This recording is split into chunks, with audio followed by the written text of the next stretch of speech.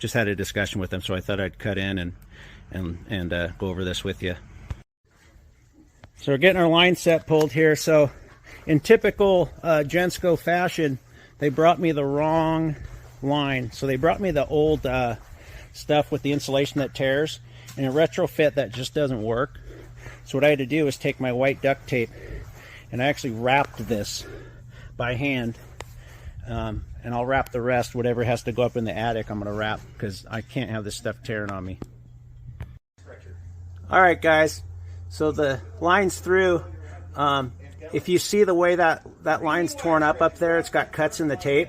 If I were to use this garbage here that they gave me for new construction, I'd be all torn up, and it'd be worthless. I'd have to go up there and tape it while it was up there. So it's little things like this that irk me, the distributor's messing up stuff. But we got her through there.